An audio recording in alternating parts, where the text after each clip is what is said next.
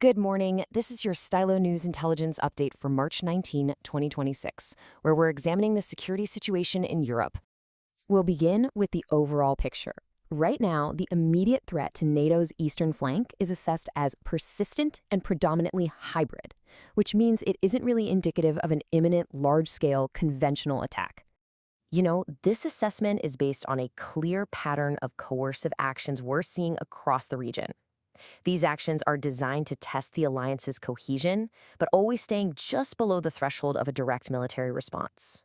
So let's move on and see how this builds. The primary pattern of events involves what we call subconventional or hybrid warfare tactics. First, reports are indicating continued probing of NATO airspace. This includes drone penetrations into Poland.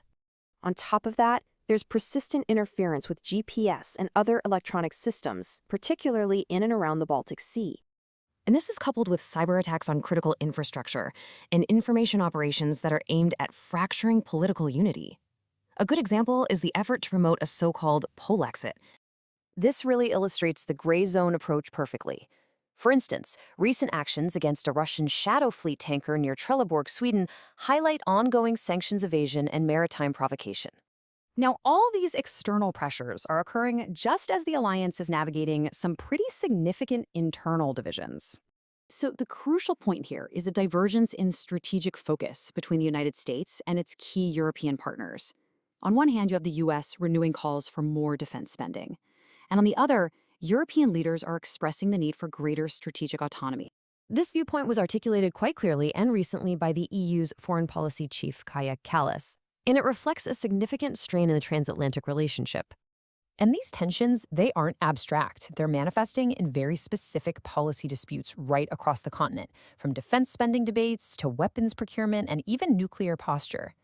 So based on these dynamics, there are several key developments that we should be monitoring in the coming months.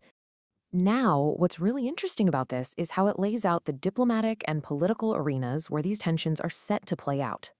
Geographically speaking, the most likely areas for continued friction remain the Baltic states, key logistics corridors in Poland, and of course, strategic islands throughout the Baltic Sea.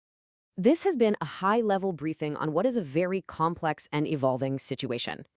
To really understand the full context, and that includes sentiment from social media and detailed decision-maker perspectives, we invite you to listen to our Complete Intelligence podcast. This intelligence update is brought to you by ProWave AI. They're the developers of Stylo News, which is the commercial version of our AI-powered open-source intelligence platform. And to mark our first anniversary of operations, ProWave AI is offering a special discount for new subscribers. The offer is valid until the end of March for the first 250 subscribers, and you can find it at our website, www.stylenews.com. Thank you for your time. For AI-powered news on demand, please visit us at Stylo News.